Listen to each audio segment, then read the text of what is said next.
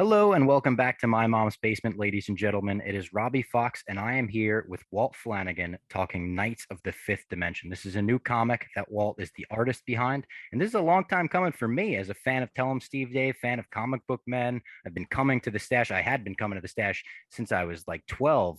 I would make like a trip every summer to come down with my mom. So I appreciate you coming on the show and appreciate the time. Thank you. Thank you for having me. Yeah, of course. So talk to me about this new book, Knights of the Fifth Dimension. What is the, I guess, elevator pitch for it? What's the story? This artist, this older gentleman who has been drawing a comic book featuring these characters, these superheroes, for the last 50 years, and he knows that he's getting too old to do it, and he needs to pass the torch on to somebody else. And the reason he's been drawing the comic book for so long is because the comic book is fuel for imagination.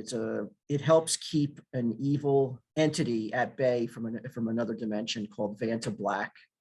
And if he was to stop doing the comic book, this creature would find its way into our realm and cause a lot of mayhem and destruction. So he's been producing this comic book as a means to battle some sort of evil force that has been around since the beginning of time. And he knows he's weakening, and he needs to have this artist that he met when he was a younger man, and the artist was like in his early teens.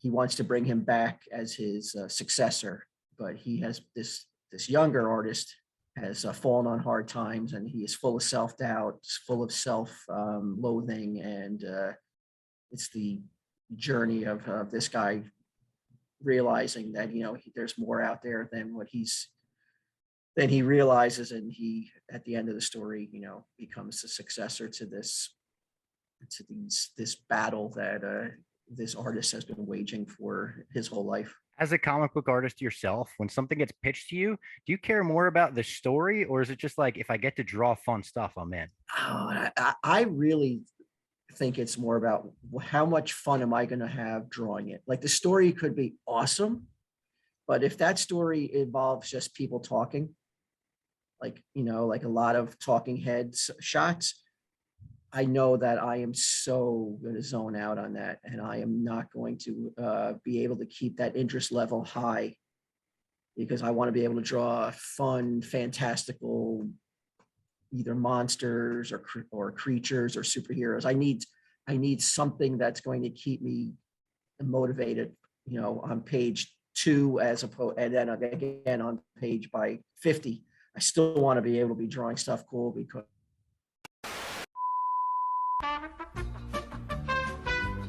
So I would love to go through your history of writing or drawing comic books rather. And I know a little bit about it, but like I would like to go into all of these. So I know Carney and War of the Undead with Brian Johnson were two, I want to say, early ones. Were those the first like official comics you wrote or you drew for, or did you do stuff before that? I had always wanted to draw a comic book. So I would start things but never finish them. Have all these great ideas I was going to do, and start drawing pages, but inevitably I would always lose interest and just give up on it. But it was Carney was the first one. Like, Brian Johnson, my lifelong friend, had written a script for a movie, like a horror movie called Carney, which featured a freak show in a traveling circus that roamed the lands in, I don't know what year where this would be, 1800s or something. And they were cannibals, and they would come into town and they would kidnap townspeople and eat them. And that was the first comic book I actually drew and finished and completed to the end. And we pitched.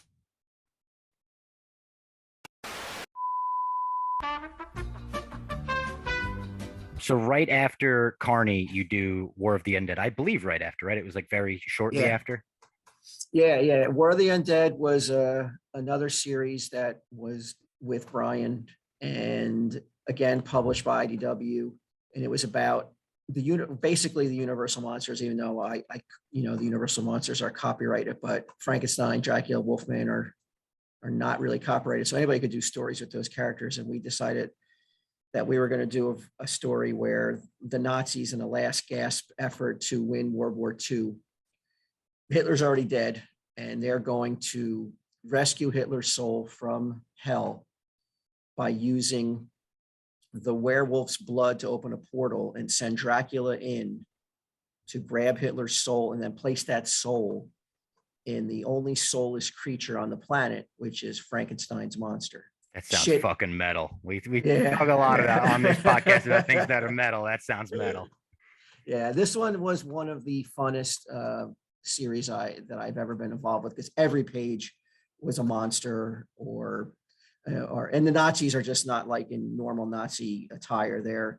They have costumes as well. They're like supervillains with supervillain costumes, and the universal monsters, they break out and they take down the Nazis and save the world. Then the world never realizes, that how close it came to losing World War II, if not for these three monsters, and nobody even knows about the battle. So that was War of the Undead. And then after War of the Undead, I did a Batman series with Kevin called Cacophony, Kevin Smith. And that was, a lifelong dream come true to be able to draw some of my favorite characters of all time, most of which being, not even Batman. Like, to me, it was my meter was blown out by being able to draw a character called Deadshot, who was my all-time favorite DC character. I Got him know right people behind like, you. If people are listening, if people are watching on YouTube, they could see it. Yeah. Yeah, it's that page that I'm pointing to right there. Yeah. And that was the first page with Deadshot on it. He was my favorite character from a book called Suicide Squad, written by John Ostrander and Luke McDonald in the 80s. And I adored this character called Deadshot, who just went out on missions and hoping to be killed. He couldn't commit suicide by his own hand. So he was trying to commit suicide, not by cop, but by suicide by going out against other superpowered beings who he was hoping he would die in battle. And I just found that fascinating. And I just loved that character. I love this costume, just this silver Costume metallic is the mask. best. Yeah. Yeah, with that seeing red eye. Yeah. I love that costume. And he was so cool to me. I don't know why he didn't blow up and become like the Wolverine of the DC universe. He should have, but for some reason he didn't. And you were like my introduction to Deadshot, because like I didn't really know who he was. Like, I'm 23. He wasn't in any major Batman stories like when I was growing up or anything. Right. So when I read Cacophony, I was like, this is fucking the coolest design. Like, that page behind you is such a cool design that I was like, this guy's fucking awesome. And then there were like videos later on. I want to say you did like a Walt Draws YouTube video series, right? Yeah. And I remember you doing a Deadshot episode where you talked a little more about him, and that like made me dig into the character. He is a badass. Yeah, his name was Floyd Lawton, and he just was the baddest. Like, just loved him, loved the character, loved the book, loved the Ostrander run on Suicide Squad, and that to me was the high point of my art career, if you want to call it a career, of a few things that I've done. But that was so cool to be able to draw. Like I said, people were like, oh, it must have been awesome to draw Batman or the Joker. It's like, yeah, it was fun, but it was Deadshot that really made it. And then that was a 3-issue by the way, series. not to cut you off, did you like know what your Batman was going to look like in your head just from being an artist and a comic book reader your whole life? When Kevin calls you and he's like, we're doing Batman, are you like, I know exactly what my Batman looks like? Or did you have to go through like different versions? Yeah, it's like, I don't know if I have that distinctive a style that I could be like, somebody could look at my style and be like, oh, that's definitely Flanagan's art. No, I don't think I have that kind of gravitas. I don't have that kind of like, distinct.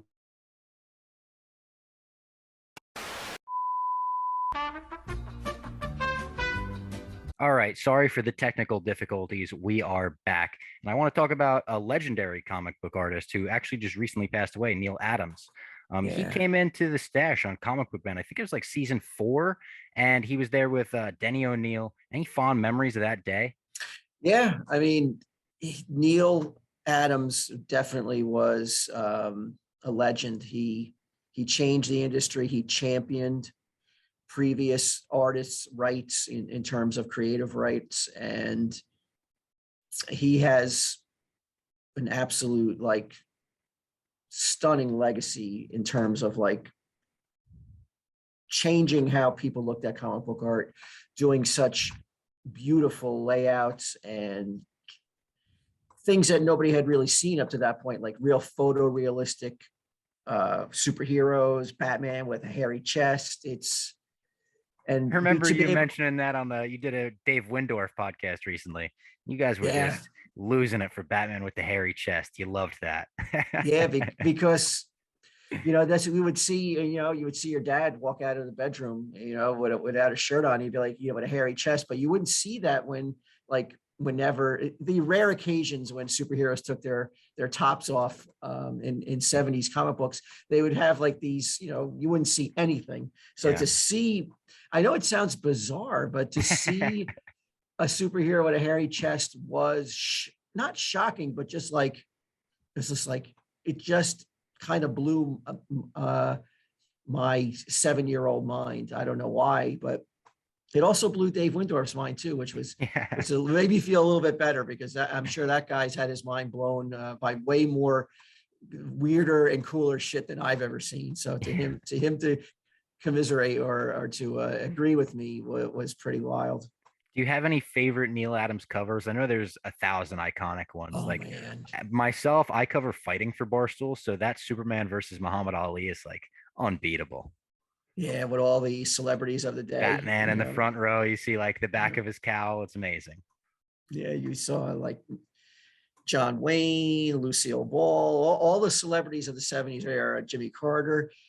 There are so many. I have to think the Speedy Roy Harper doing Horse has to be my favorite cover, because I didn't see it on the racks. I was a little bit too young, but where Green Lantern and Green Arrow are walking the doorway, and in the forefront of the cover, Roy Harper is like just getting done shooting heroin. Yeah. You're not How going did to that make top it past that. the comics code at the time? That's crazy. I don't think it was submitted for the Comics Code. Maybe Oh, really? I think DC thought it was just so powerful an issue that they sidestepped the Comics Code. I think, I could be wrong. It's been so long since I did some Yeah. research on that cover, but that cover is, you can't top that cover. You cannot top that cover. If you see that cover on the rack and you aren't prompted to at least pick it up, if not buy it, then you don't have. I don't know what would. Then I have no idea what would prompt you to pick up a cover, if not that one. Yeah, no, I agree. His Batman is also just one of my favorites. Like the blue cowl Batman with the gray suit is so iconic. And it's like you Yeah, see Batman, that's kind of what I think of when I think of Batman. Even with the new darker adaptations, everyone wants the black suit and all that. I'm kind of like, I like the blue and gray. yeah. I mean, it's what I grew up on, so I'm partial to the blue and gray as well. And yeah, and he has, like you said, the cover where he is shirtless inside is a great cover, where he's in the foreground, he's dead, and Ra's al Ghul is standing behind him with a sword, also shirtless. And there's the Does he have hair Man on his Bat chest, cover. Rajah Ghul? Oh yeah, Oh they yeah, of both had course. hairy Yeah. chests. He Yeah. makes sense. He seems like a hairy chest guy. Yeah. Yeah, there's the Man Bat cover that he did, where Batman is trudging through this swampland, and He with a created Man Bat, lantern. right? Is he the Yeah, creator? Yeah. co-creator. Yeah, with Denny O'Neil. I know you like the new Batman as well with Pattinson. And right now, a lot of the like chatter on the comic book world online is who could the next villain be? They signed on to do another one. Who would it be if you had the reins? Would you do that Deadshot right away? Oh yeah, I would do Deadshot. I'm sure that he's just not well known enough to the real world as a Batman villain, but They I would did him love to in see. Suicide Squad, the Suicide Squad Yeah, that wasn't very good, that but nobody likes. Yeah. yeah. So you would have to try to retcon that, or wipe or wash out everybody's the bad taste of that dead shot from everybody's mouth. But I'm sure they're probably going to go with something more. Hopefully something creepy, something weird. I know I've heard Two Face, which I think could be Yeah. exactly, the weird, bizarre kind of villain that this Batman would fit right in this Batman film universe that they're building. I think he would be a perfect fit for this version of Batman. They killed off the district attorney in this one, so I could definitely see them like making way for that. At the very least, I think Harvey Dent's got to be in the next one. Even if you don't do Two-Face, the Yeah. district attorney is dead, so you got to have someone come in and run for that spot. Did you like it? Oh yeah, I liked it a Yeah. lot. I went I and saw it loved like it. multiple times in theaters. I liked it so much. I was Yeah. very much into the like Nirvana, something in the way they used that song, and then the fact that he didn't care about being Bruce Wayne in this movie. He was just so Yes. concerned with being the Bat. I thought was so badass. Yeah, I thought some of the criticisms were crazy. Like, even on Tell 'Em Steve Dave, Q was like, well, he keeps clunking around, like he makes himself known before I and I'm know. like, well, he's doing that to intimidate people. I mean, when he wants to tiptoe around like a ballet dancer, I'm sure he does. But when you hear those boots coming, I that's know. strictly to put fear into the heart of evildoers. That like, yeah, here I come. You better stop what you're doing, or you're gonna face the wrath of Batman. I love the score too. The score was Yeah. so well done. That chase scene with that music with the Batmobile was just chest shattering. It was just like you could just feel it. Yeah, I didn't like the ending of the movie. I've gone on record You as saying didn't that they like didn't the stick they didn't just stick the landing on the you know ending. what? I kind of agree. Like I like the ending in terms of like Batman carrying the people away, leading them out. I liked all of that, him being a symbol of hope or in some way. But I Right. didn't love the whole like Gotham Square Garden. It felt a little disconnected from the rest of the movie to me, Yeah, from it the did. like detective noir story. Yeah, it felt like, it just I didn't hate it, but I didn't like the ending. But it didn't make me not uh wash away all those great feelings I had watching the first hour and a half of, or whatever it was. The Yeah. first 2 hours were so great that I could deal with like the ending not being, perfect. And I wish they had put the Joker scene in there. Oh yeah, I liked that Yeah. Joker scene. I saw why they cut it because it was a little bit long, but I thought doing that unique take on the Joker, I felt like going in, I was a little like Joker fatigue. Don't give me any more Joker. But then when you Mhm. see him all like mangled and it looks like he's clawing at himself and shit, it's like, all right, they're doing something Yeah. different. I mean, I would love to see, the Joker as the main villain in the next one, but I guess they're going to save that for the Yeah. finale. I think what they should do is, Marvel builds to these big climatic endgame type events. DC has struggled with that, like Justice League was kind of a flop and stuff. I would love for them to build to Batman trapped in Arkham Asylum with all the villains. And that's like your endgame event. Yeah, that would be phenomenal. I would Yeah. love to see that. Yeah. I'm hoping for Freeze in the next movie myself. That's the guy I would like to see done right. After you do him like Arnold, it's like I don't know how you could do him in this universe. It's so Yeah. grounded and serious. You can't Yeah, have him. I You would. can't give him the freeze ray. But I don't know. You have him freeze Gotham's pipes and make him some kind of terrorist in that way. I would like to see that. I would like to tell him Steve Dave with you now. This is Sure. the podcast that I've been listening to the longest out of every podcast I listened to. I used to email you when Puck Nuts episodes would drop because I'm a Rangers fan. We got playoffs starting tonight. Oh no, And I'm keeping you from a playoff game. yeah, you are. But you Oh know, it's no. fine. But I used to, be like, listen, Rangers don't eat nuts. The Tell 'em Steve Dave Patreon is the only Patreon that I'm subscribed to. It has been Oh, since thank you. it launched and everything. So I assume this is kind of a cliche question, but I assume Tell 'em Steve Dave's gotten at this point bigger than you ever could have imagined. Yeah, yeah. I mean, the fact that I don't need to go out and get a regular job after losing the stash gig, it is. I never would have thought that. When we started it, there was no way on the planet that I could have thought that it would be sustainable enough for you know to be my full-time gig. Yeah. When did Yeah. it go So from like when it started, it's been made clear. It's just started because Brian was in a bad place. You guys wanted to lift him up a bit. When did it go mhm. from like being that to something that you got so passionate about and you're coming every week with new games and new fun stuff like that? And like it seems like when you're not doing Tell 'em Steve Dave, you're thinking of fun things to do for Tell 'em Steve Dave. Yeah, the I can pinpoint the exact moment. It was after Sandy in Oh yeah. 2012. The amount of support for, I guess, the Christmas episode that we put out after Sandy, because Sandy hit in October, it was on Halloween, and we had to put up the Christmas episode for Black Friday. And we talked about how, like, this was going, we needed this episode,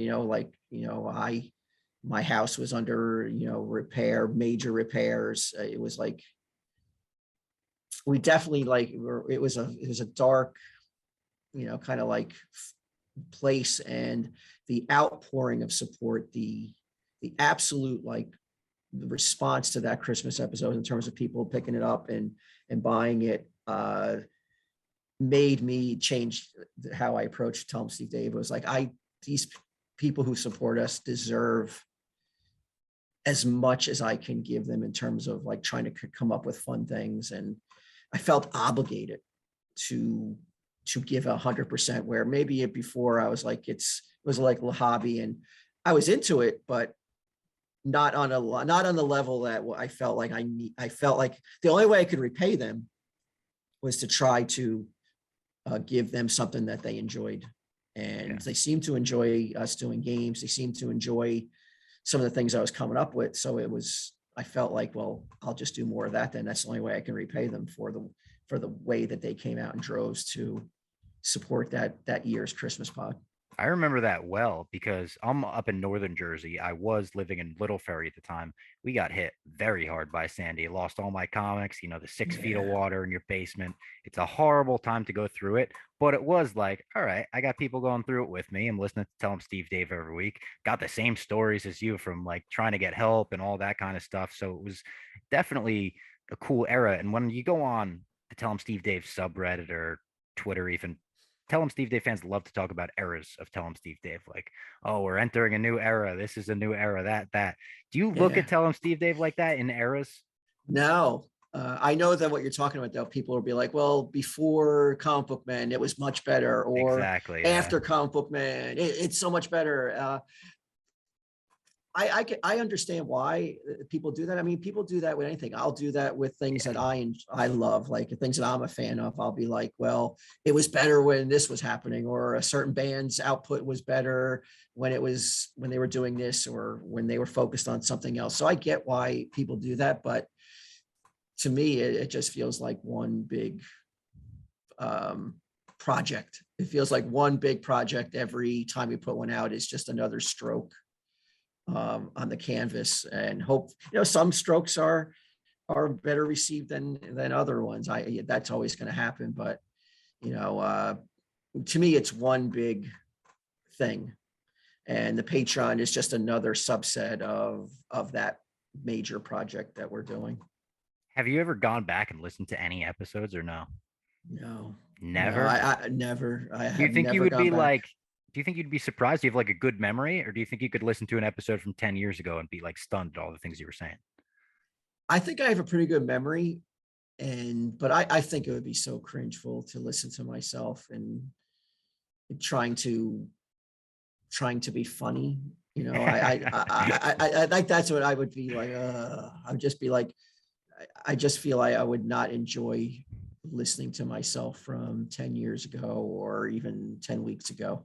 I mean, I do it for the Comic Book Man pod that we do on the Patreon. Yeah. And I watched the episodes of Comic Book Man, and I've never watched them. So I was gonna say that's first time, so at least that's Yeah. a little different. You're a little removed from, and it's fake Walt, so it's like you're watching someone else. Yeah, but it's some of the things shock me that get in there, and some of the things that, like, I remember jokes that don't make it, that I was like, oh, I guess they couldn't put that in. It was just a little bit too hot button. Which maybe does make that podcast on Patreon nice, because you like reveal those jokes and it's always funny. Yeah, but yeah, I don't really separate the eras. I mean, there's you can do AG and BG after Get 'em, before Get 'em. You could do so many things that you could do. But for me personally, I don't. Like I said, it just feels like one continuous project for me. Do you think you guys will ever stop, or do you think you guys are just going to do it until you're in a nursing home or something? I've always thought that the last episode is going to be an episode we don't even know it was the last episode. Oh, wow. That's how dark, I think but yeah. I just found that's the way life works. Is like you rarely get to set up your finale. You rarely get to like, okay, we have 10 episodes left. Let the countdown begin. I don't think it's going to happen that way. I think the last episode is going to be one where we end it and we don't even know it was the last one. Wow. I don't know. Do you see that as dark? I think like when you say that, I'm like, someone's just gonna die, and you're gonna be like, I guess that was it. Is that what you're implying? Someone's going to prison? It could be any number of reasons, but yeah, I mean, to me, I don't see any other way. I don't see how it could work where we're like, okay, there's only, like I said, with the countdown to the end of Tom, Steve, Dave, we got 10 weeks left or 10 true. episodes left. I don't see us going out that way. I see us doing it until something happens and we are no longer able to do it. Okay. Then the answer is it's going to go on forever. I like to hear that as a Tell 'em Steve Dave listener. Thank you. And as far as shows on Patreon, you do so many shows, so many different shows weekly. I listened to today's It's All About Frank, which is a show where, if people don't know, it's Frank Five, a character in Tell 'em Steve Dave Town, just listing his top 5 of the most mundane things you could ever imagine. You guys are truly able to make, like, that's kind of a show where you're flexing, showing people you're able to make the most mundane podcast. Oh, I actually love funny. I love that flex thing. I'm going to use that. I'm going to tell Frank that somebody said that show is a form of flexing. It's a flex. Yeah. I mean, thank you. That's a huge compliment. But I thought, I think Brian Johnson is the wittiest person on the planet. I think that he can make any situation, whether it be the most outlandish or the most mundane, he can find an angle on it and make it funny. And I was right, he can. I think Frank is extremely funny.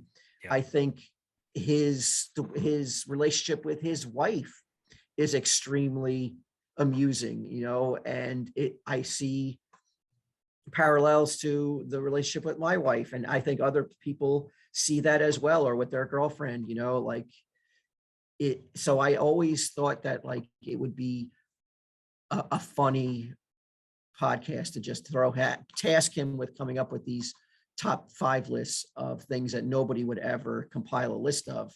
Light bulbs was one. Top 5 light bulbs. Yeah. Just the places crazy to go to bathroom. Yeah. Which, oh my God. One of which being his father-in-law's bathroom, which is unbeknownst to his wife. Yes, that's the funny part. It's not that it's like that his wife didn't know it, and her kind of like somewhat disgust at hearing that. Yeah, you can't anticipate that, but you can put it out there thinking that it may go somewhere that you don't expect it to go. And if it does, it's going to be awesome. And the pet peeve segment had to go, I mean, way better than you ever could have imagined on the first episode, where he just started listing all of the pet peeves about his wife right in front of her. Made for a great podcast. It's very funny. I was going to ask, though, out of all the Patreon shows, do you have one that you look forward to the most, that you look forward to recording? Is there one that's your favorite? That's a tough one. I all the ones that I do on the Patreon that I'm involved with, I enjoy them all, or else I wouldn't keep doing them. Because there's nobody to say we got to keep doing this. It's like I get to choose if I want to keep doing it. Like there's one, like we haven't done the purveyors, posers, and playlists. I enjoy it. It's the reason we haven't done it is just because I'm waiting on having a Father Lance who lives in. He's a priest, an actual priest, which how many other podcasts can say that? They have an actual priest who listens and will come in and be involved. I want him to come down. He's from Pittsburgh. And that's really why that whole series has been on hold, because I want him to be able to be a part of it. And he is up against a homicide detective who listens to us, who is Officer Troy. Yep. Again, how many people can say that? He's a real New York homicide detective versus a real Pittsburgh priest picking out their top 3 songs or whatever the theme may be. I know you're not a wrestling guy, but that sounds like a wrestling match, like the cop versus the priest this Friday night. Yeah. But that's why that one has been on hold for so long. I'm just waiting for Father Lance to be like, I'm in town. And then also to try to get, it's not easy to get a homicide detective either, to come down and do it. But we were doing a new one. We're doing a new one about, we're going to be covering James Bond movies. This is breaking news. Oh, nice. An exclusive. Yeah. Yeah. And I think that one's going to be fun, where we're going to break down all the James Bond Are movies you a in no big Bond guy particular order. yourself? I love Bond, but I'm not a huge like Bond aficionado, or like I don't know the history of it, Yeah. but I enjoy the Bond movies a lot. There is somebody on the pod who is the expert. Sean Connery. Yeah, is that your Bond? No, my mine is Daniel Craig. I'm young, but I Yeah. just figured maybe you got Connery on the pod. Oh no, well, isn't he dead? Is he? Yeah, I think Sean Connery's Oh dead. shit! Breaking news on the pod as well. Yeah, rest in peace. Yeah, my Bond is Daniel Craig too. I just think Yeah. he's the be all end all Bond. Casino Royale is actually my favorite. I think that movie is like Yeah. perfect. It is. It's a really good movie, and it's a really good Bond movie. But yeah, we're gonna be tackling that. So like every show that we put out there, like if I think is fun and offers different ways for me to enjoy myself on them. All right. One final question for you. Tell them Yeah. Steve Dave related. Do your daughters finally believe that you're friends with Q? Absolutely, they know now. Okay. He was supposed to show up with last year. I went to the Grand Canyon with Frank Five. We did a road trip from Jersey to the Grand Canyon, and Q was supposed to meet us at the Grand Canyon. So I had prepared them. I was like, yeah, we may be hooking up with another person at when we get to the Grand Canyon. And they were like, who? And I was like, that guy in Practical Jokers. Like he's coming, Brian Quinn. And they were like, they were like, couldn't believe it. And he didn't show up though. And I looked like such a fucking, like, yeah, it's like tough. I was lying to him. Yeah. Like, like we would have went anyway. You didn't have to lie to us and tell us Brian Quinn was going to show up. Yeah. We were in on the vacation anyway, but I was like, no, he was really supposed to come. Yeah, he never did make it though. At least, well, they believe you. That's nice. I remember Yeah. you telling the story a long time ago that they were like, yeah, sure. I'm dad. Like, it's nice that finally they're like, all right, we get it now. Yeah. Well, my oldest daughter has to believe it because she's shipping out Tell 'em Steve Dave Oh, yeah. merch She's doing the off our Patreon website. stuff, right? Yeah. Yeah. So she's packaged quite a few shirts with Brian Quinn's face on it. It'd be So, weird yeah. if you didn't. Yeah. You're just keeping up the there's no facade doubt for the kids. Yeah. All right. Well, I really appreciate the time. Everyone check out Knights of the Fifth Dimension. It's Yes. coming out. Is it out now, the first issue? No, it comes out in July. It's in previews. It's in previews. Okay. Yeah. And it's supposed to be released in July at comic shops. If comic book shops across the country order it, it will be in their hands in July. $3.99. If you're a comic book owner listening to this show, order Knights of the Fifth Dimension. There you go. All right. Oh, okay. Walt, thank you very much. I appreciate the time. Thank you. I appreciate it.